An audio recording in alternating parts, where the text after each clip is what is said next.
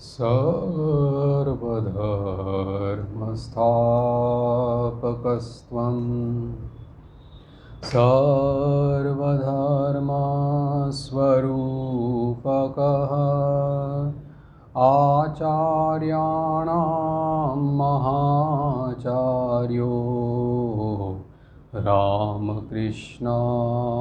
ते नमः।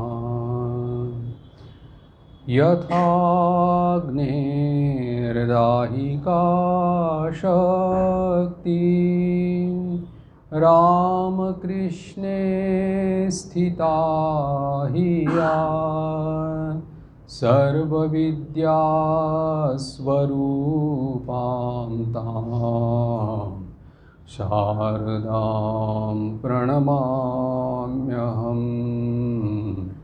शारदां प्रणमाम्यहम्।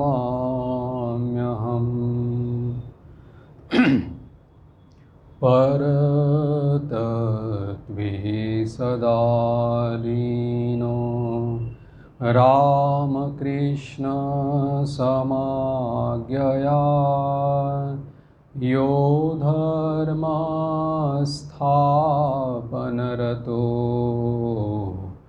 वीरेशं तं नमाम्यहम्। वीरेशं तं नमाम्यहम्।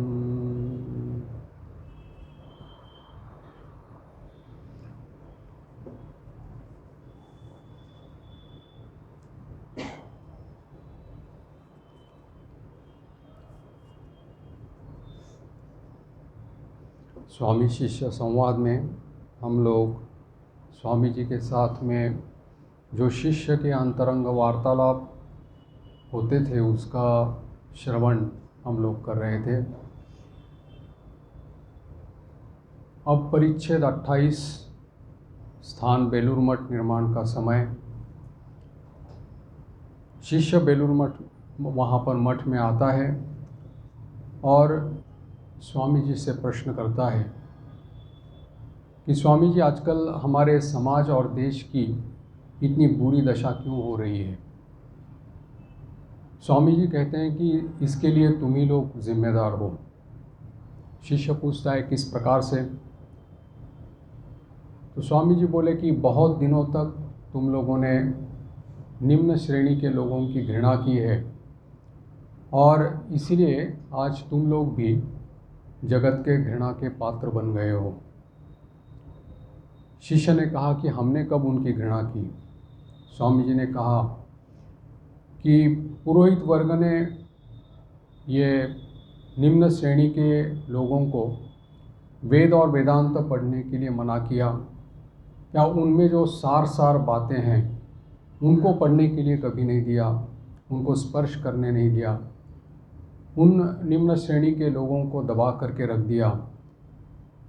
स्वार्थ की दृष्टि से इन लोगों ने कभी उनको उठने के लिए नहीं दिया, एकाधिकार जमा करके रखा और जो भी विधि निषेध जो है वो भी उन लोगों ने अपने हाथ में रखे। और फिर उन लोगों के बीच में सब समय वो नीच है इस प्रकार की तुम लोगों ने प्रचार किया।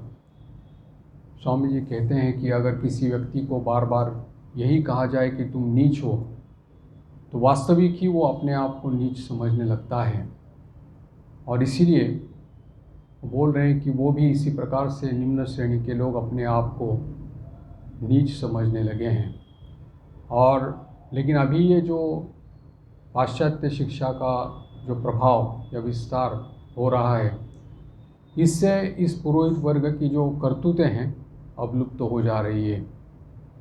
और इसीलिए वो लोग भी अभी धीरे धीरे जाग रहे हैं। शिष्य ने कहा कि हाँ, छुआछूत के जो बंधन रहते हैं आजकल ढीला होता हुआ दिखाई पड़ रहा है। स्वामी जी ने कहा कि हाँ, ये तो होगा ही, क्योंकि स्वार्थ के वशीभूत होकर के इन लोगों ने जो अपनी प्रभुता रखने के लिए जो कितने ही तरह के नियम कानून बनाए जो अवैधिक है, अनैतिक है और शास्त्र विरुद्ध है, ऐसे मतों को उन्होंने चलाया और इसका फल अभी हाथों हाथ पा रहे हैं। शिष्य ने पूछा कि क्या फल पा रहे हैं। स्वामी जी ने कहा, देख नहीं रहे हो, इस निम्न श्रेणी के लोगों की घृणा करने के कारण में आज तुम लोगों को 1000 वर्ष की पराधीनता सहन करनी पड़ रही है।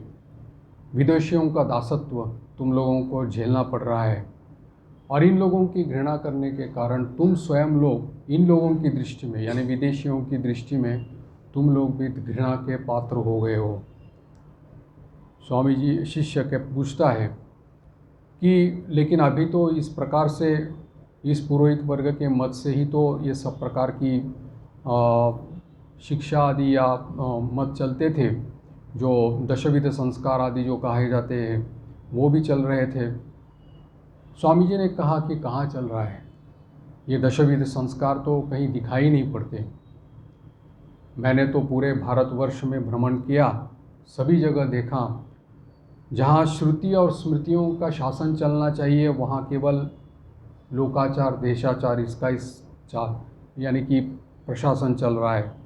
कौन किसकी बात सुनता है, और यही आचार अनुष्ठान ही एकमात्र हम लोगों के शास्त्र बन गए हैं। अगर तुम लोग धन दे सको तो पंडित को खरीद सकते हो, और पंडित भी आप जैसे चाहें वैसे विधान कर सकता है, विधि निषेध लिख दे सकता है। तो कहाँ दिख रहा है कि मनुस्मृति के अनुसार या वेद के अनुसार इसका प्रचार कहाँ दिखाई पड़ता है। जो हमारे देश में जो धर्म है, ये उस समय की बात स्वामी जी कर रहे हैं, ये हमारे देश में जो धर्म है वो अभी केवल अनुष्ठानों के लिए वहाँ तक सीमित हो गया है। इसलिए मैं चाहता हूँ कि सभी लोगों का वेद के प्रति सम्मान बढ़ जाए, सभी लोग वेदों की चर्चा करें और सभी जगह में वेद का शासन चले। शिष्य पूछता है कि क्या इस प्रकार का चलना संभव है। स्वामी जी कहते हैं कि वेद के जो प्राचीन नियम हैं, हो सकता है कि अभी इस समय न भी चले, लेकिन उसमें से ही काट छाट करके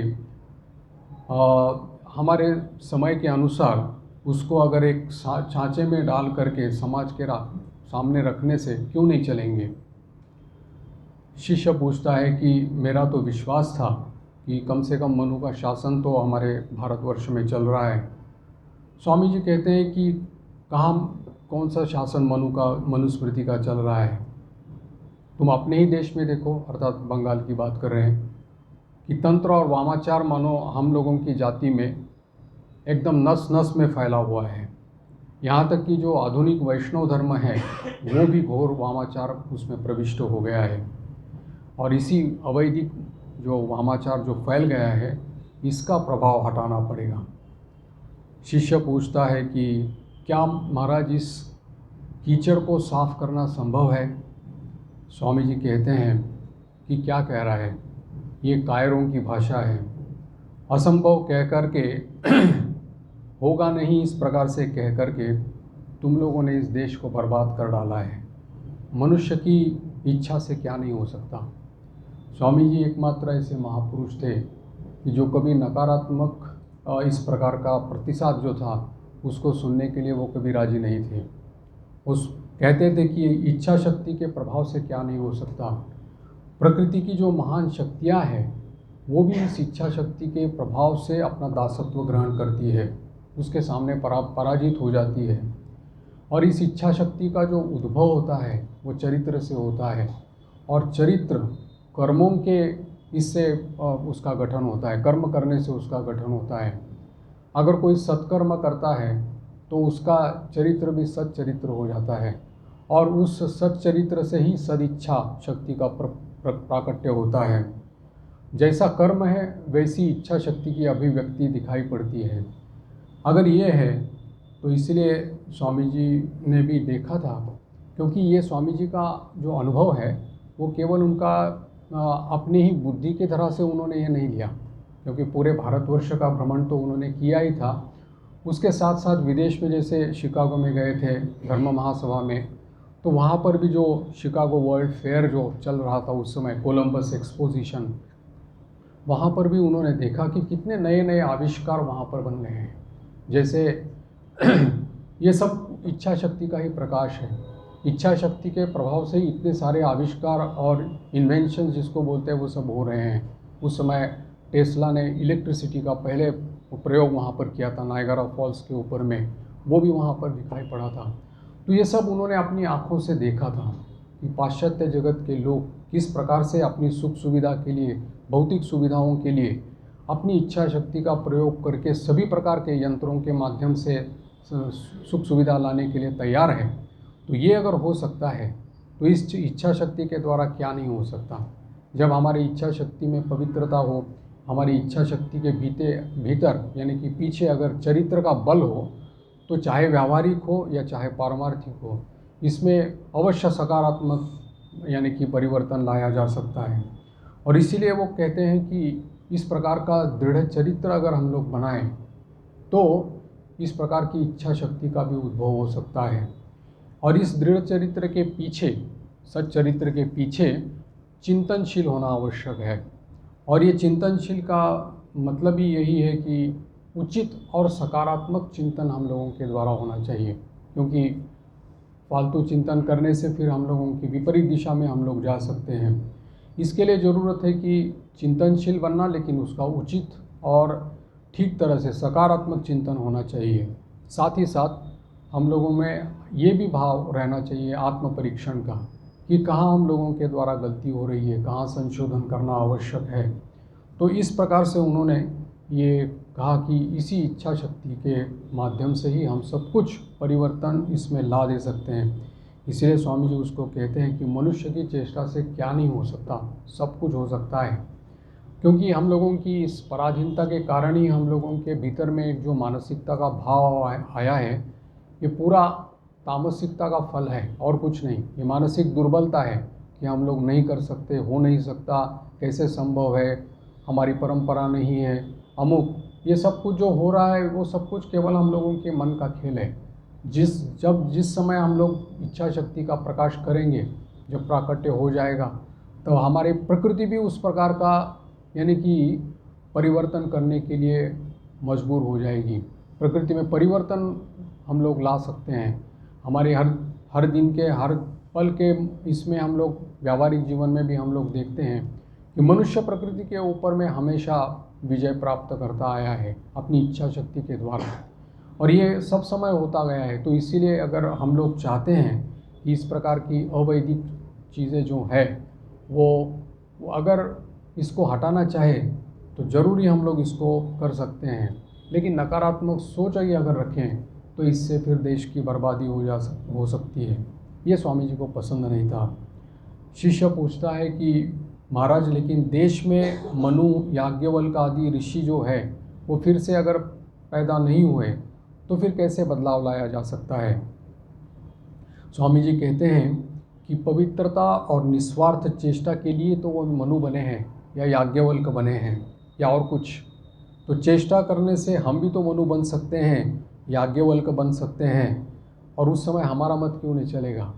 एकमात्र स्वामी जी ऐसे आधिकारिक महापुरुष हैं, वो बोल रहे हैं कि उस समय था, उन लोगों का शासन था, मनु जैसे याज्ञवल्क्य ऋषियों का शासन था, तो वो किस लिए याज्ञवल्क्य बन गए, मनु बन गए?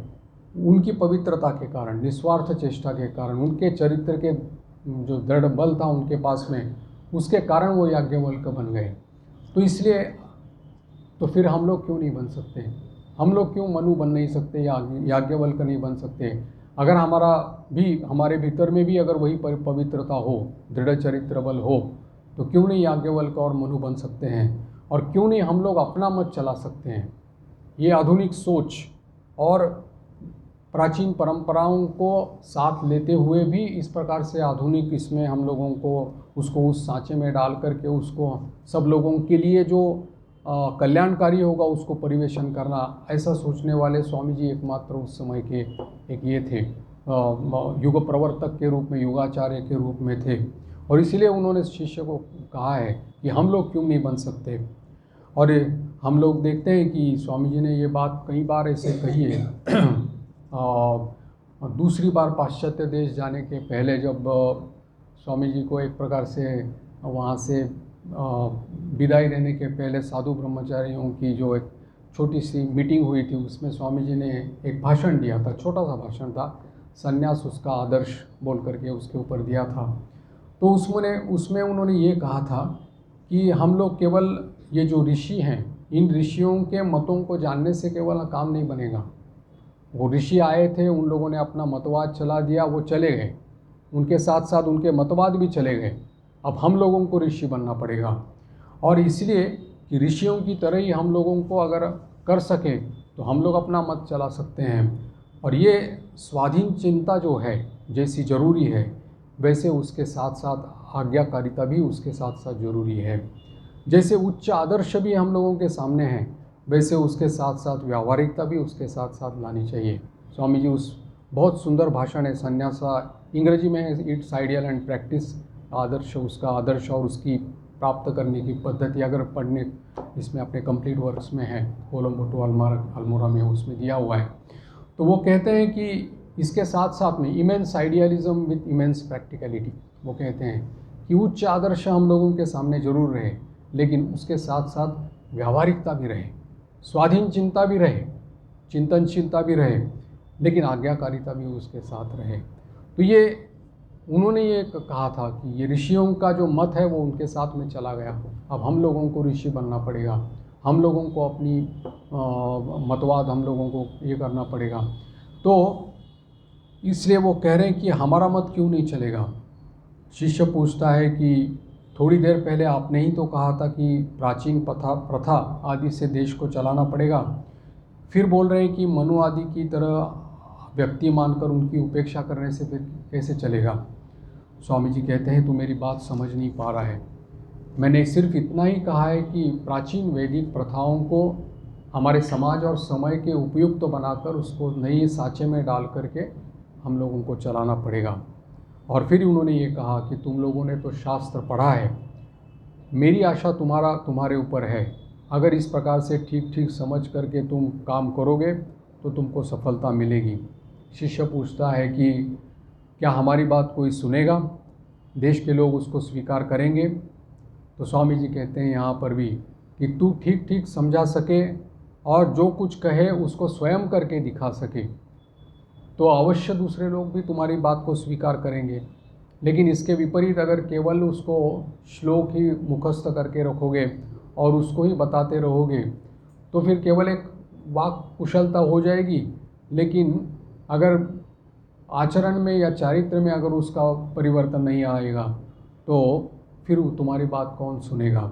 इसलिए स्वामी जी ने ये भी बात वहाँ पर कही थी कि कभी भी अपना आदर्श जो है उस आदर्श के अनुसार ही हमारी सभी प्रकार की जो कार्य जो है वो उस प्रकार से होने चाहिए। और अगर ये आचरण में अगर नहीं आ पाए तो फिर हम लोग दूसरे किसी को बोल भी नहीं सकते, और इसी का प्रभाव जो रहता है जिसको चारित्र्य कहा जाता है। इसलिए तो स्वामी जी ने एक पत्र में निवेदिता को लिखा था कि religions of the world have become lifeless mockeries, जो धर्म जो है पूरे जगत के जितने भी धर्म संप्रदाय है और लाइफलेस मॉकरीज, मतलब उसमें कोई जान नहीं है अभी। What the world wants is character, बोलते हैं चारित्र चाहिए उसमें वहाँ पर। और एक चारित्र ऐसा रहेगा कि जिसके मुख से एक शब्द जो निकलेगा वो मानो वज्रपात की तरह सब लोगों के ऊपर जाएगा। स्वामी जी का खुद का चरित्र यानी स्वामी जी का खुद का ही जीवन हम लोग देखते हैं, उन्होंने जो भी कुछ कहा वो सब लोगों को सबके कल्याण के लिए वैसे ही एक ऋषि वाक्य कहा था। इसलिए कहा था कि अपने शिष्यों को उस समय एक अन्य समय उन्होंने कहा था कि उस समय उन लोगों ने ऋषियों ने कहा है तो वो कहा है, लेकिन अब हम लोग कह रहे हैं इसको ऋषि वाक्य पकड़ करके तुम ग्रहण कर लो। ये उनकी उदारता और उनका ये अधिकार था, उस आधिकारिक के इसके उन्होंने ये कहा था। स्वामी जी ने इसलिए कहा है कि इसको कार्य रूप परिणत कर सकोगे तो ही तुम्हारी बात सुनी जाएगी। शिष्य कहता है कि समाज संस्कार के बारे में मुझ आपसे कुछ सुनना चाहता हूँ। स्वामी जी कहते हैं कि उपदेश तो मैंने तुमको बहुत कुछ दिए हैं, लेकिन एक उपदेश कम से कम काम में परिणत कर लो तो बड़ा कल्याण हो जाएगा। तो तेरा शास्त्र पढ़ना और मुझसे उपदेश सुनना दोनों सार्थक हो जाएगा। यह जो मनु का शास्त्र आदि जो है जिसको जो पढ़ा है उसको अच्छी तरह से सोच कर देख कि उसका जड़ क्या है। अगर उस जड़ को लक्ष्य रख करके हमारी प्राचीन वैदिक परंपराओं को, उसमें ऋषियों के जो ये है और उनके जो स्फुरण जो है, जिसको वाक्य कहते हैं, ऋषि वाक्य कहते हैं, उनको अगर सभी मतों को इकट्ठा करके अगर समय के उपयोगी जिस प्रकार से अगर एक ये बना लोगे, एक स्मृति बना लोगे, तो अच्छा रहेगा, जिसमें सबका कल्याण हो जाए, पूरे जगत का कल्याण हो जाए, सभी लोगों का कल्याण हो जाए। स्वामी जी कहते हैं कि तू लिखो तो वो उस प्रकार की स्मृति मैं उसमें संशोधन करके दे दूँगा। स्वामी जी कह रहे हैं मैं उसमें संशोधन करके दे दूँगा। शिष्य कहता है कि काम तो ये बहुत सरल तो है नहीं, लेकिन इस प्रकार की स्मृति लिखने से क्या फिर वो चल जाएगी? स्वामी जी कहते हैं क्यों नहीं चलेगी, तूने अगर ठीक लिखा है तो एक न एक दिन ज़रूर चलेगी। और तुम लोग ही, अब ये प्रोफेटिक स्टेटमेंट स्वामी जी कर रहे हैं, तुम लोग ही तो वैदिक काल में एक समय ऋषि थे, अब इस बार में केवल शरीर बदल करके अभी तुम लोग यहाँ आए हो। मैं दिव्य दृष्टि से देख रहा हूँ कि तुम्हारे हर एक के भीतर में कितनी शक्ति है, और इस शक्ति को जगा दो और उठ करके केवल कमर कस करके ये कार्य में लग जाओ। मेरा भाव क्या है जानते हो? स्वामी जी कह रहे हैं कि मैं मुक्ति भी नहीं चाहता, तुम लोगों को इन भावों में मैं जगा देना चाहता हूँ। एक मनुष्य तैयार करने में अगर लाख जन्म भी लेने पड़े तो उसके लिए मैं तैयार हूँ। स्वामी जी कहते हैं, शिष्य कह रहा है कि उस प्रकार काम में लग करके फिर क्या होगा? मृत्यु जो है वो तो पीछे लगी है। स्वामी जी कहते हैं कि अगर मरना ही तो अभी इस समय मर जाओ, कापुरुष की तरह रात दिन मृत्यु की चिंता करने से क्या फ़ायदा है? अगर तो फिर ये कहते हैं कि अगर मृत्यु अवश्यंभावी है तो कीट पतंगों की तरह मरने से क्या फ़ायदा है? एक वीर की तरह मरना अच्छा है। इस अनित्य संसार में 2 दिन ज़्यादा रहने से क्या फ़ायदा है अगर तुम ठीक तरह से नहीं रह पाओगे? तो वो कहते हैं कि it is better to wear out than to rust out. जीर्ण हो करके लंबे समय तक खींच करके हम लोग जीने से, जो वीर की तरह अगर जिए, और जो भी जिए वो अगर सफल रहे, तो ही तो हमारा जीवन सार्थक हो जाएगा। और वो जीवन तब सार्थक हो जाएगा कि जब हम लोग दूसरों के कल्याण के लिए काम करेंगे। शिष्य ने कहा कि आज मैंने आपको बहुत तकलीफ़ दी बात करने के लिए। स्वामी जी कहते हैं कि ऐसी बात नहीं है, यथार्थ जिज्ञासु के पास अगर मैं लगातार बोलते रहूँगा तो भी मुझे श्रम नहीं होगा। और मैं तो चाहता हूँ कि यानी कि चाहूँ तो हिमालय की गुफा में मैं जा कर के ध्यानमग्न हो सकता हूँ समाधि में, और वहाँ पर भी मुझे खाने पीने की कोई चिंता नहीं है, क्योंकि माँ की कृपा से सब मिल जाएगा। लेकिन मैं ये हो नहीं सकता, मेरे द्वारा ये हो नहीं पा रहा है, इसलिए कि इस देश की दशा को देख करके और उसका परिणाम देख करके मेरे मन में क्षोभ आ जाता है। ये समाधि और ये सब कुछ तुच्छ लगता है, तुच्छम ब्रह्म पदम। और तुम लोगों के कल्याण की कामना ही मानो मेरे जीवन का व्रत है, और इस व्रत को जब पूर्ण हो जाएगा तो उसी दिन मैं शरीर छोड़ करके चला जाऊंगा। शिष्य स्वामी जी की तरफ देखता ही रह गया। समय हो गया था, इसलिए विदाई मांग रहा था कि आप जाने के लिए आज्ञा दीजिए। तब स्वामी जी कहते हैं, जाएगा क्यों, कहाँ जाओगे? मठ में ही रह जाना, कलकत्ते में जा कर के क्या होगा, फिर मन मलिन हो जाएगा। यहाँ देखो कितना सुंदर वातावरण है, मठ के सामने ही गंगा है, साधु लोग सभी यहाँ पर समवेत होकर के साधन भजन कर रहे हैं, कितनी अच्छी अच्छी बातें हो रही है। वहाँ जा कर के कहाँ संसार में फंसोगे और संसार में कीड़े की तरह रहोगे, यहीं रह जाओ। शिष्य ने बहुत आनंद से कहा कि ठीक है, आज रह जाऊँगा। स्वामी जी ने कहा, आज क्यों? सब समय के लिए रह जाओ, क्या करोगे वहाँ जा कर के? इस प्रश्न का शिष्य कोई उत्तर नहीं दे पाया, और फिर यहाँ पर ये परिच्छेद समाप्त होता है। अगले परिच्छेद में वही मठ के निर्माण का समय 1898 का ही साल है। स्वामी जी का शरीर कुछ स्वस्थ है। मठ की नई ज़मीन, बेलूर मठ की नई ज़मीन जो खरीदी है, वहाँ पर एक पुराना मकान है और उसको रहने लायक कर रहे हैं, उसकी मरम्मत कर रहे हैं, और अभी तक वो काम पूरा नहीं हुआ है। तो शिष्य मठ में जब आता है तब उसको लेकर के उसी नई ज़मीन के ऊपर टहलने के लिए स्वामी जी जाते हैं। हाथ में एक लाठी है गेरुआ रंग का वो वस्त्र पहने हुए हैं और उसके वहाँ पर एक बेल का पेड़ है। उस बेल के पेड़ से दक्षिण की ओर जो वहाँ पर जो गेट है वहाँ तक दोनों एक साथ टहल रहे हैं और स्वामी जी धीरे धीरे गाना गा रहे हैं वहाँ पर। ये बेल के पेड़ के नीचे खड़े रह कर के वो आगमनी संगीत है, गिरी गणेश हमार शुभकारी, ये जो हमेशा गाया जाता है वो उसका है। तो उसमें वो है कि वो विशेष करके ये गा रहे हैं, वो मैं बंगला बताऊंगा फिर बाद में हिंदी उसका बोलूँगा। बिल्व वृक्ष मूले पातिया बोधन, गणेशेर कल्याणे गौरी रागमन, घरे आनबो चंडी करणे सुनबो चंडी, आशबे को तो दंडी जटा जुटधारी। स्वामी जी ये आगमनी गान गा रहे हैं। उसमें कह रहे हैं कि ये बिल्व वृक्ष जो है उसके साधारणतः उसके यहाँ पर माँ का आविर्भाव कहा जाता है, माँ दुर्गा का आविर्भाव होता है। पातिया बोधन, गणेश के कल्याण के लिए गौरी का आगमन यहाँ पर हो रहा है। और घरे अनबो चंडी, मतलब घर में हम चंडी का आवाहन कर रहे हैं और कान से भी चंडी का श्रवण कर रहे हैं और बोल रहे हैं कि आसबे को तो दंडी जटा जूटधारी, मतलब यहाँ पर कितने इस भूमि को, माने बेलूर मठ की पवित्र भूमि को निर्देश करते हुए स्वामी जी कह रहे हैं यहाँ पर कितने दंडी जटा जूटधारी सन्यासी और महात्मा लोग यहाँ पर आएंगे, समवेत हो जाएंगे। वो उस समय की बात है कि उन्होंने अपनी अंतर्दृष्टि से देखा कि कितने साधु लोग यहाँ पर बेलूर मठ की ज़मीन पर आएंगे। बोल रहे हैं कि समझा कुछ समय के पश्चात यहाँ पर कितने ही साधु सन्यासियों का आगमन होगा, समागम होगा। उसी बेल पेड़ के नीचे वो बैठ गए। बोलते हैं कि बेल पेड़ का जो तल रहता है, बिल्व वृक्ष का तल जो रहता है वो बहुत बड़ा पवित्र रहता है। यहाँ पर बैठ कर के ध्यान करने से शीघ्र ही उद्दीपना होती है। ठाकुर ये बात कहा करते थे। शिष्य पूछता है कि महाराज ये जो आत्मा अनात्मा के विचार में जो मग्न रहते हैं, यानी कि विचार मार्ग में जो रहते हैं, उनके लिए स्थान अस्थान, काल अकाल, शुद्धि अशुद्धि के बारे में विचार करने की आवश्यकता है क्या?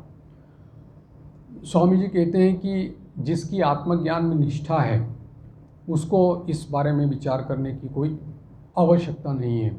लेकिन आत्मज्ञान के अधिकारी कितने रहते हैं या आत्मज्ञान की निष्ठा कितने लोगों के पास रहती है, क्योंकि इसके लिए कितनी साधना करनी पड़ती है। इसीलिए पहल तो इन सब उपायों का, साधनों का अवलंबन करना ही पड़ता है और अपने पैरों पर खड़ा होना पड़ता है। और जब आत्मज्ञान में निष्ठा हो जाती है तब इस बाह्य अवलंबन की कोई आवश्यकता नहीं रहती। ये शास्त्र में जो अलग अलग साधनाओं का निर्देश किया है, उपाय जो बताए गए हैं, वो सब आत्मज्ञान की प्राप्ति के लिए है। लेकिन अधिकारियों की भिन्नता के कारण अलग अलग मार्ग हैं। उसमें रुचि भेद, प्रकृति भेद, अधिकारी भेद सब कुछ है। तो ये जो सब कुछ आत्मज्ञान प्राप्ति के लिए जो भी साधनाएं की जाती है, उपाय जो की जाती है, वो भी तो एक प्रकार का कर्म ही है। और जब तक साक्षात्कार नहीं होता तब तक ये सब उपाय अवलंबन किए जाते हैं। और आत्म प्रकाश के लिए ये सब कुछ साधनाएं जो की जाती है, वो उसमें जो विघ्न आते हैं, यानी कि जो अंतराय है या आवरण है, उसी को ही ये कर्मों के द्वारा, इस उपायों के द्वारा हटा दिया जाता है। कर्म तो जड़ रहने के कारण में आत्मानुभूति या आत्म प्रकाश करने की उसमें सामर्थ्य नहीं है। वो केवल आवरण को हटा देता है और फिर आत्म प्रकाश स्वयं प्रभा जैसे कहते हैं स्वतः प्रकाशित हो जाती है। और इसलिए स्वामी जी कह रहे हैं कि तेरे भाष्यकार यानी शंकराचार्य इसलिए कह रहे हैं कि ब्रह्मज्ञान में कर्म का तनिक भी संबंध नहीं है। ये ब्रह्मज्ञान का मतलब है कि अनुभूति, जो अद्वैतानुभूति होती है, इसमें कर्म का लेश मात्र नहीं है, संसार का ही लेश मात्र नहीं है वहाँ पर, तो कौन सी, क्योंकि वो अद्वैत अनुभूति है। तो इसलिए वो भाष्यकार कह रहे हैं। शिष्य पूछता है कि जब किसी न किसी कर्म के बिना किए आत्मविकास के अगर, यानी कि आत्मविकास या आत्म प्रकाश करने में जो विघ्न है वो दूर नहीं होते, तो परोक्ष रूप से ये कहा जा सकता है कि कर्म ही ज्ञान का कारण बन गया है। स्वामी जी कहते हैं कि अगर कार्य कारण की परंपरा को देखो तो ये सत्य है, वो सत्य प्रतीति होती है। क्योंकि मीमांसा शास्त्र कहता है कि जो भी कर्म किया जाता है उसका फल मिलता है। अवश्य में वो कर्तव्यम शुभम कर्म शुभाशुभम, अवश्य में वो भोक्तव्यम, कहा गया है। तो सभी काम्य कर्म जितने भी है उसका अवश्य फल ही मिलता है। लेकिन ये जो आत्मज्ञान प्राप्त करने के लिए जो इच्छुक है, साधक जो है, उनके द्वारा जो ये कर्म करने का विधान है, उसके लिए कहा गया है कि उसके जो परिणाम है यानी फल है, उसके बारे में उसको उदासीन रहना पड़ता है। क्योंकि फिर एक प्रकार का कर्म भी जो है एक बंधन का कारण बन सकता है। क्योंकि शुभ कर्मों का फल तो मिलेगा ही, जैसे शुभ कर्म करेंगे तो उसका शुभ फल मिलेगा, अशुभ कर्मों का अशुभ फल मिलेगा। अगर इसको हम लोग ग्रहण नहीं करते हैं तो निर्लिप्त रह जाएंगे और फिर इसका प्रभाव हमारे ऊपर नहीं पड़ेगा और फिर वही कर्म बंधन वहाँ पर से नष्ट हो जाएंगे। और ये मीमांसा शास्त्र में ये जो कर्मवाद जो है, जिसमें कर्म से फल की प्राप्ति का जो विधान किया गया है, उसी का निराकरण करने के लिए गीता में निष्काम कर्मयोग का जो अवतारणा जो उन्होंने की है, भगवान ने की है, वो उसी के लिए की गई है। शिष्य कहता है कि कर्म के फलाफल की अगर आशा न रखी तो फिर कष्ट उठा करके फिर कर्म में इतनी रुचि दिखाने की क्या आवश्यकता है। स्वामी जी ने कहते हैं कि देह धारण करने के लिए सभी लोग कुछ न कुछ कर्म अवश्य करते हैं, बिना कोई कर्म से कोई रह नहीं सकता। क्योंकि गीता में ही कहा है कि नहीं तिष्ठत्य अपि जातु तिष्ठत्य कर्मकृत, तो कर्म किए बिना कोई रह नहीं सकता। अगर कर्म करना ही है, जीव को कर्म करना ही पड़ रहा है, तो फिर ऐसे इस प्रकार से कर्म करे कि जिससे हमारे मुक्ति का मार्ग खुल जाए या आत्मदर्शन का मार्ग खुल जाए। और उसी प्रकार का कर्म करने के लिए उसको निष्काम कर्मयोग कहा गया है। और जो तुमने पूछा कि प्रवृत्ति होगी ही क्यों, तो उन्होंने कहा कि ये जितने भी कर्म किए जा रहे हैं सब प्रवृत्ति मूलक ही है। और कर्म करते करते ही एक कर्म से दूसरा, दूसरे से तीसरा, इस प्रकार की श्रृंखला मानो चली जाती है, होती रहती है। और उसी से ही जन्म जन्मांतर की प्राप्ति भी होती रहती है। और ऐसे करते करते फिर जब उपासक जो है, साधक जो है, जब उसको लगता है कि फिर इसका अंत कहाँ पर है, कब अंत होगा, इस कर्मों का अंत कब होगा, और इसीलिए इसका मर्म जानना आवश्यक है। और इसलिए भगवान यहाँ पर गीता में 4th अध्याय में कहा है, गहना कर्मणो गति कहा है। यानी कि कर्म की गति जो है वो बहुत मुश्किल है, पहचानना मुश्किल है। इसमें कहा है कि किम कर्मेति कवयोप्यत्र मोहिता तत्ते कर्म प्रवक्ष्यामि यज्ञात्वा मोक्ष से शुभात्। कर्म क्या है, अकर्म क्या है, विकर्म क्या है, ये सब जानना जरूरी है। क्योंकि अगर इसका रहस्य अगर नहीं जान पाओगे तो फिर तुम लोग इस कर्म बंधन में फंसते रहोगे। इसीलिए उसका ही विस्तार पूर्वक वर्णन 4th अध्याय में भगवान ने गीता में किया है। और इसीलिए कहा है कि कर्म में अकर्म और अकर्म में कर्म, इसकी भावना जो कर सकता है वही कर्म का रहस्य जान सकता है। अब ये थोड़ा सा क्लिष्ट है जानने के लिए, जब तक हम लोग उसकी व्याख्या नहीं करेंगे समझ नहीं पाएंगे। कर्म में अकर्म का बोध यानी कि ये कर्म करते हुए भी किसी भी प्रकार की फलाकांक्षा न करना, कर्म में किसी प्रकार की आसक्ति नहीं करना, कर्म में कर्तृत्व बोध नहीं रखना, कर्म में भोक्तृत्व बोध नहीं रखना, ये सब जो है इसके कारण हम लोग कर्म में अकर्म यानी कि जो ये निष्काम कर्मयोगी जो रहते हैं और ये जो भगवत प्राप्त महापुरुष होते हैं, इनके द्वारा जो कर्म किए जाते हैं ये पूरे तरह से निष्काम कर्म होते हैं। उनमें कर्म में अकर्म होता है, यानी कि कर्म करते हुए भी वो कर्म से लिप्त नहीं रहते हैं, वो कर्म उनको लिप्त नहीं कर सकता। इसलिए वो कहा गया है कि सभी प्रकार की क्रियाएं उनसे होती है। जैसे वो उसी समाधि अवस्था से अगर मानो नीचे भी आते हैं तो भी प्रारब्ध कर्म जो उनका रहता है या उनके जो संस्कार जिसको कहते हैं उसके कारण उसको जो ये कर्म करने पड़ते हैं, तो वो तो कर्म एक शरीर का धर्म समझ करके वो कर लेता है, लेकिन उसमें उसकी ये नहीं रहती, आसक्ति नहीं रहती। और इसलिए वो फलाफल की आकांक्षा न करते हुए वो कर्म करता रहता है। उसके द्वारा जो भी कुछ होता है वो निष्काम कर्म ही होता है।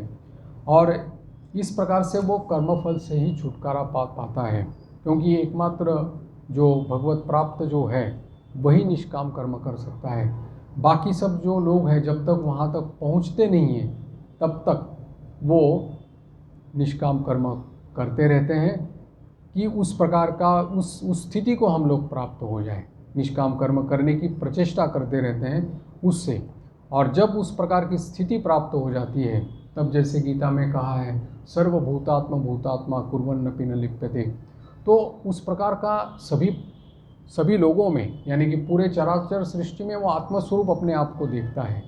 इसलिए वो हर एक इतना संवेदनशील हो जाता है कि दूसरों की पीड़ा अपने आप में भीतर में अनुभव करता है, दूसरों के दुख अपने में अनुभव करता है, और इसीलिए वो करुणावश होकर के वो सबके प्रति वो हितैषी होकर के उनका सबका ये कल्याणकारी काम करता है।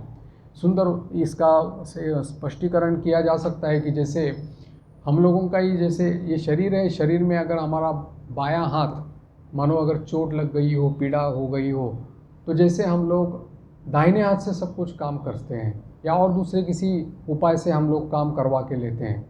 इसमें हम लोग अभिमान नहीं करते कि मेरे दाहिने हाथ से मैंने ये सब कुछ काम करवा ले, इसका अभिमान मुझे नहीं होता, अहंकार नहीं होता। या दाहिने हाथ से कर्म करके हम लोगों ने इसको आराम दे दिया, इसलिए उसके प्रति कोई कृतज्ञता बोध का प्रतिदान में हम लोग अपेक्षा उसकी नहीं रहती। तो ठीक था, क्यों होता नहीं? क्योंकि वो मेरा ही शरीर है, मेरे ही शरीर का वो अंग है। अगर अंग हानि हो जाती है तो दूसरी तरफ से हम उसको संभाल लेते हैं और उसको कर्म हम लोग कर लेते हैं।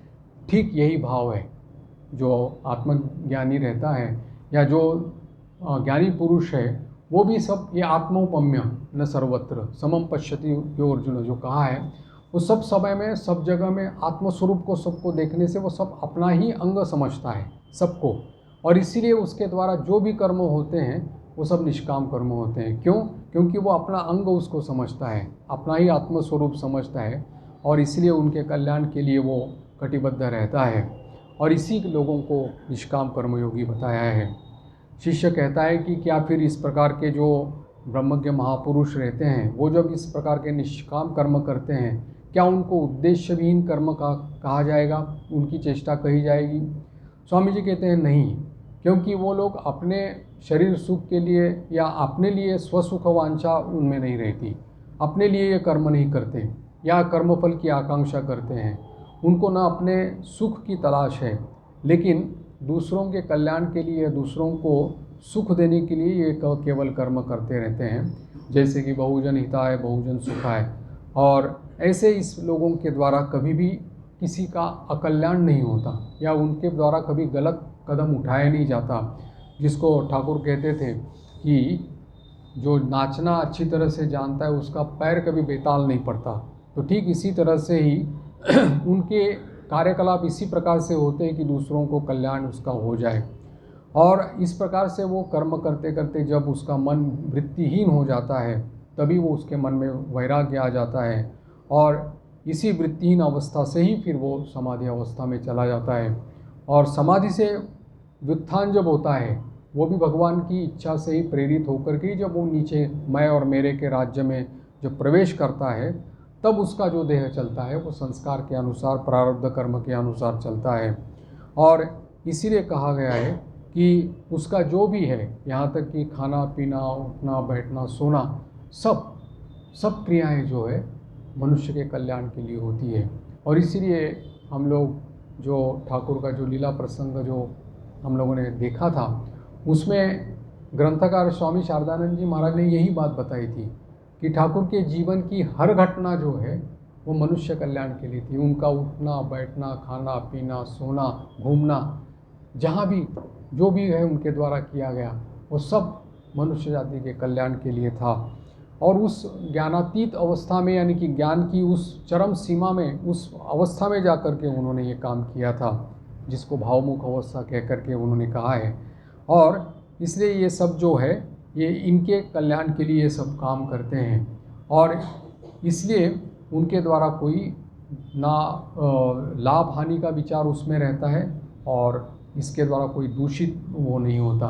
जैसे भगवान ने ये सृष्टि बनाई है तो उसी अवस्था में रह कर के बनाई है, इसलिए इस सृष्टि में कोई अपूर्णता नहीं पाई जाती। और इसलिए कहा है कि इनके द्वारा ही इन जीव और जगत का यथार्थ रूप से कल्याण होता है। शिष्य पूछता है कि आपने थोड़ी देर पहले ही ये कहा था कि ज्ञान और कर्म आपस में विरोधी है, और ब्रह्म ज्ञान में तो कर्म का थोड़ा भी स्थान नहीं है, अथवा कर्म के द्वारा ब्रह्म दर्शन या ब्रह्म ज्ञान नहीं होता। तो फिर बीच बीच में आप ये रजोगुण को बढ़ावा देते हैं या उसको प्रेरणा देने के लिए आप बोलते हैं और कहते हैं कि कर्म कर्म करते रहो, नान्य पंथा विद्यते अयनाय, यानी कि कर्म के सिवा और कोई गति नहीं। ऐसा क्यों आप कहते हो? अब स्वामी जी जो उत्तर दे रहे हैं उस समय की तत्कालीन परिस्थिति को अपने दृष्टि में रखते हुए ये उत्तर दिया है। उन्होंने कहा है कि मैंने पूरी दुनिया घूम करके देखा, हमारे देश जैसा तामसिक देश और कोई नहीं है, और पृथ्वी में नहीं है। बाहर में केवल सात्विकता का आवरण दिखाई पड़ता है, लेकिन अंदर में पूरी तरह से मूढ़ता और जड़ता छाई गई है, जैसे ईंट पत्थर के समान में। और ऐसे इसमें इस मूढ़ता की वजह से या जड़ता की वजह से इस लोगों से क्या काम बनेगा? ये ऐसे अकर्मण्य, आलसी, निष्क्रिय लोग, विषयी लोग इस प्रकार से इस जाति में रहेंगे तो कितने दिन तक हमारी जाति यहाँ पर बनी रहेगी? मैंने स्वयं पाश्चात्य देश में जाकर के देखा है, और तुम भी जाकर के देखो कि देखो वो लोग कितने उद्यमशील है, कितने कर्म तत्पर है। और यहाँ देखो तो मानो इस देश के लोगों को खून मानो हृदय में जमा हुआ लगता है, नस नस में मानो जो रक्त है वो उसका प्रवाह रुका हुआ दिखाई पड़ता है। जैसे लगता है कि कोई पैरालाइज हो गया है, और कर्म करने के लिए मानो किसी भी प्रकार की उद्यमहीनता, एकदम आलस्य दिखाई पड़ता है, निष्क्रियता दिखाई पड़ती है। इसलिए मैं कहता हूँ कि पहले रजोगुण की वृद्धि करो, और वृद्धि करके कर्म तत्परता करो, जिससे तुम लोग इस जन्म में जीवन संग्राम के लिए समर्थ हो जाओगे। इस शरीर में शक्ति नहीं है, हृदय में उत्साह नहीं है, दिमाग में प्रतिभा नहीं है, इस प्रकार के जड़ पिंडों से क्या होगा? मैं चाहता हूँ कि तुम लोगों के भीतर में इस प्रकार से जगह देना चाहता हूँ, और इसलिए मैंने प्रण किया है कि इस वेदांत के अमोघ मंत्र से तुम लोगों को जगाना चाहता हूँ। उत्तिष्ठत जागृत, ये जो अभयवाणी है उसको सुनाने के लिए मेरा जन्म यहाँ पर हुआ है। और मैं इसीलिए चाहता हूँ कि जहाँ जहाँ मैं गया हूँ इस प्रकार की वाणी मैंने सब लोगों को सुना दी है, जगाने के लिए सुना दी है। और तुम भी इस प्रकार के मेरे उपदेश सुनने के बाद में सब जगह जाकर के ये अभयवाणी जो है वो सबको सुना दो, और जीवन संग्राम के लिए इनको सबको कार्यक्षम कर दो।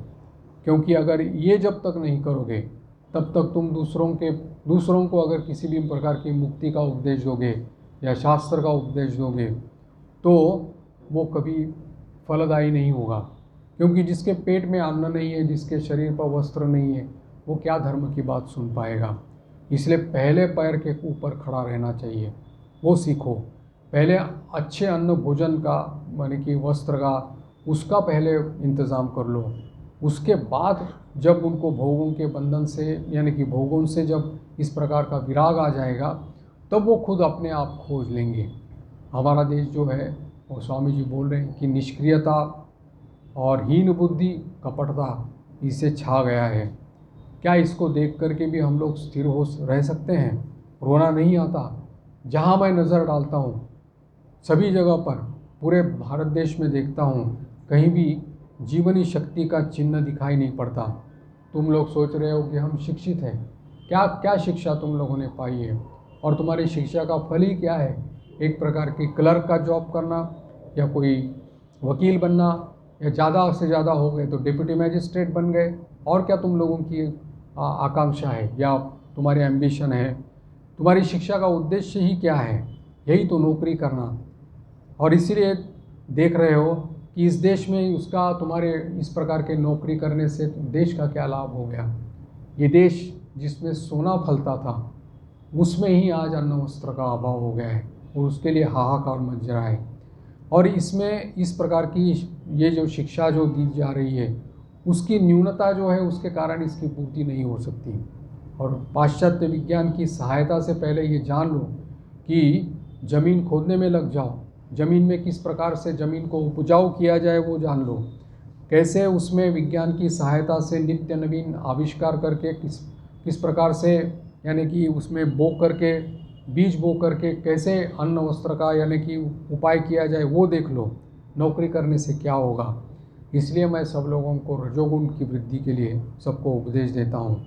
और जब तक ये अन्न वस्त्र की कमी हमारे देश में रहेगी, उसकी चिंता में देश रहेगा, तब तक कुछ फ़ायदा नहीं रहेगा इस प्रकार से। तो बोलते हैं, स्वामी जी बोलते हैं कि ये शास्त्र वास्त्र पढ़ना भी तुम्हारा कोई लाभ नहीं है, फेंक दो उसको गंगा जी में। और पहले अन्न कैसे बनाया जाए, अन्न की व्यवस्था पहले कर लो, फिर बाद में सब इसके बारे में उपदेश देना। कर्म तत्परता के द्वारा ये जो अभाव अगर दूर नहीं किया जाए तो कोई भी धर्म की बात नहीं सुनेगा। इसलिए पहले हमारे भीतर में ये अंतर्निहित आत्मशक्ति को जागृत कर देना और फिर देश के समस्त व्यक्तियों में जितना संभव हो सके उस शक्ति के प्रति विश्वास ये कर देना। स्वामी जी ने जो वो भाषण दिया था उसमें भी वही कहा था। देखिए, हमारे संस्था का उद्देश्य है मनुष्य तैयार करना, मनुष्य निर्माण करना ही हमारे इस संस्था का उद्देश्य है। और इसीलिए तुम लोग इस मनुष्य निर्माण के लिए लग जाओ। हमारे ख्याल से स्वामी जी के जितने भी भाषण दिए गए हैं, उनके वार्तालाप है, उन्होंने पत्र जो लिखे हुए हैं या निबंध लिखे हुए हैं, वो सभी में ये बात सब समय सुनाई पड़ती है कि मनुष्य निर्माण की बात वो कहते हैं। और जब तक ये मनुष्य निर्माण नहीं होता तब तक किसी भी प्रकार की यानी कि उन्नति की आशा नहीं है, ना उस समय और कोई उसमें हम लोगों को लाभ मिल सकता है। इसीलिए तो वापस जब पाश्चात्य देश से वापस लौटे थे उसी समय से जो क्रांतिकारी लोग वहाँ पर स्वामी जी के पास आते थे, वो पूछते थे कि आपके भीतर तो ऐसी शक्ति है, तो आप हमारे देश को स्वाधीनता स्वतंत्रता अभी दे सकते हैं। बोलते दे तो सकता हूँ, लेकिन रखने वाले लोग कहाँ हैं? यहाँ पर मनुष्य ही नहीं है, किसको दे दूँ? स्वतंत्रता दे दूँ तो किसको दे दूँ? मनुष्य ही नहीं है। तो मनुष्य निर्माण जब तक नहीं होता तब तक स्वातंत्र्य कैसे मिलेगा? और केवल अधिवेशन करके और वहाँ पर रिजोल्यूशन पास करने से कोई देश आपको देने वाला नहीं है, आपके हाथ में देने वाला नहीं है। वहाँ पर आप अपने आप को योग्यता, आपकी काबिलियत साबित करनी पड़ेगी कि आप उसके काबिल हैं, तब जा कर के आपको स्वाधीनता या स्वतंत्रता मिलेगी। अगर ये जब तक नहीं होता, मनुष्य ही नहीं, तो फिर स्वतंत्रता दे करके भी क्या फ़ायदा है? तो इसलिए कहते हैं कि पहले अन्न की व्यवस्था कर दो, बाद में फिर उसके धर्म के प्राप्त करने की शिक्षा दे दो। और इसलिए बैठे रहने का अभी ये समय नहीं है। इसकी मृत्यु कब होगी कुछ पता नहीं, कौन नहीं कह सकता है।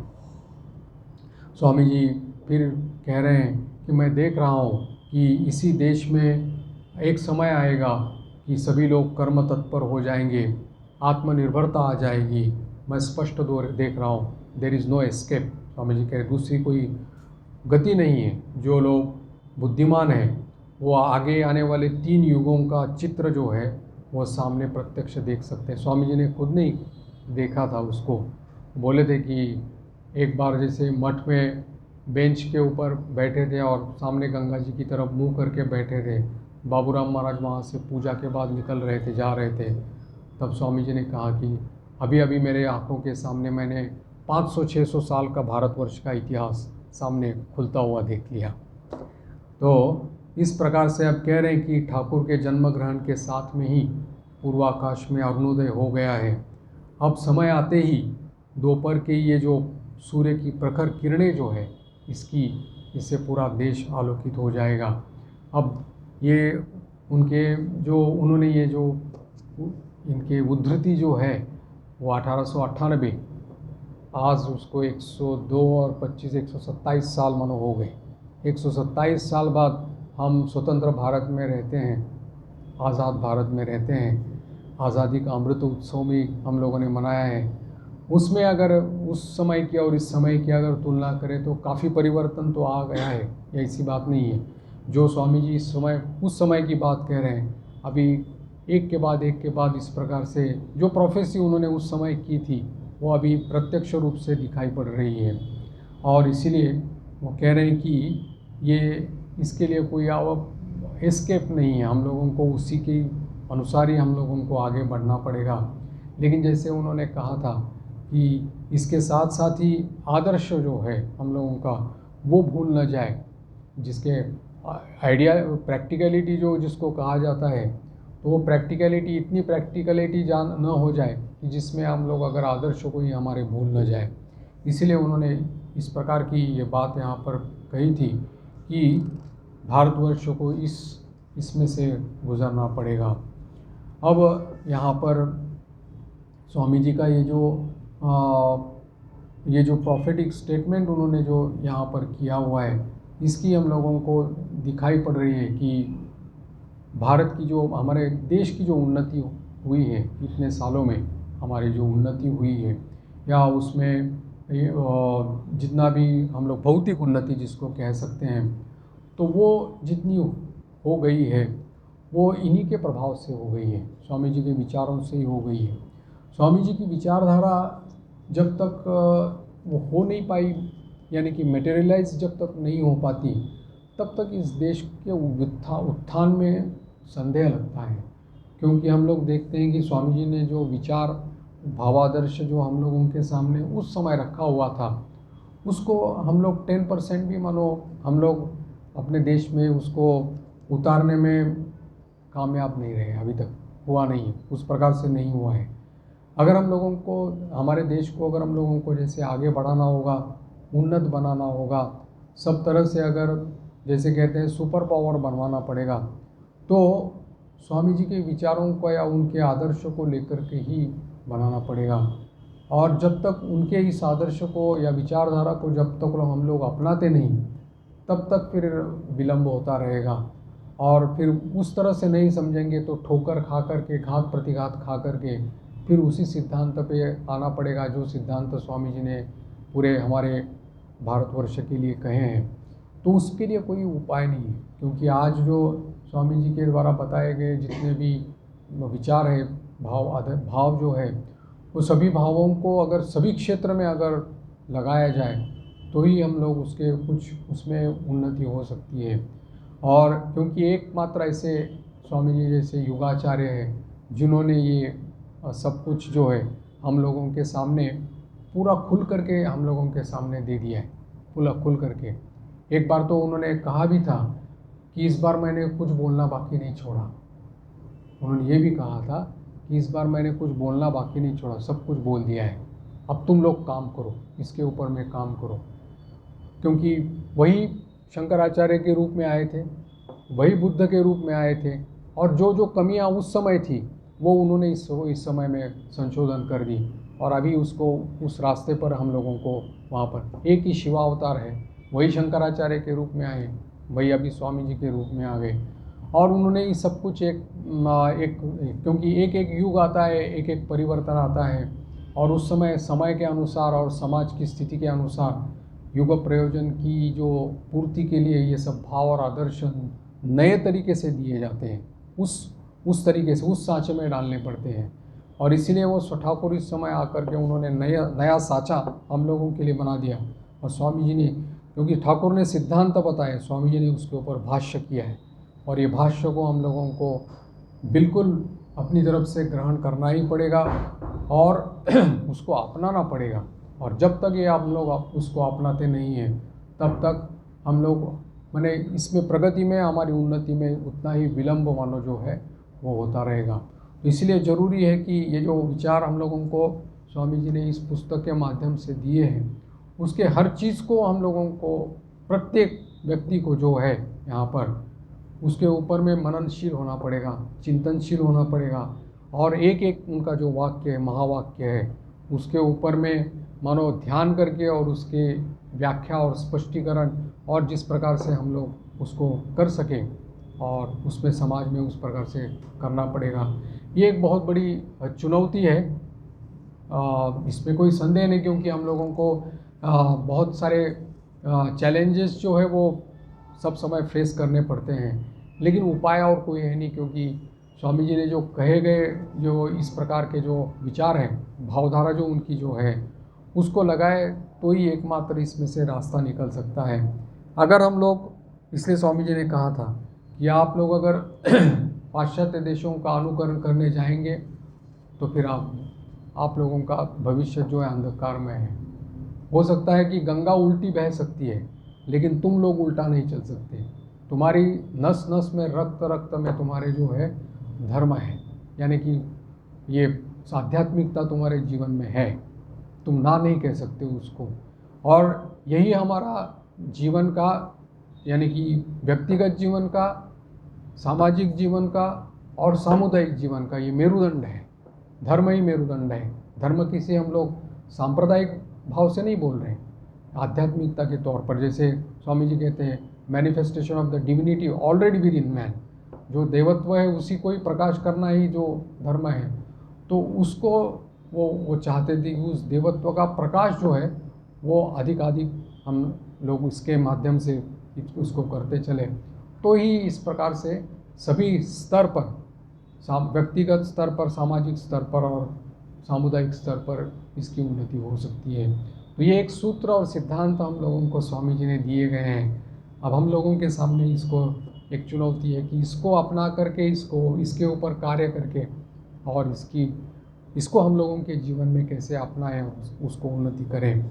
जब समय आएगा तो ये सब, यानी कि स्वामी जी ने कहा है, ये तो प्रोफेसी तो उन्हें की है, उनके वाक्य को और उनके सिद्धांतों को इस हमारे देश को लेना ही पड़ेगा, आज न कल। कितना भी विरोध हो जाए, कितने भी भावधारा चलती रहेगी, वो लोग स्वामी जी का नाम भले न बोलें, लेकिन विचार तो वही है, सब कुछ भावधारा तो वही है। तो इसी के अनुसार सब लोगों को आगे बढ़ना पड़ेगा, इसमें कोई विकल्प नहीं है। स्वामी जी को छोड़ करके आज कोई हमारे लिए विकल्प नहीं है। तो इसी का ही हम लोग ठीक तरह से मन वचन कर्म से पालन करेंगे। तो आज यहीं पर विराम कर देते हैं। ओम शांति शांति शांति। हरि ओम तत्सत। श्री राम कृष्णार्पणमस्तु।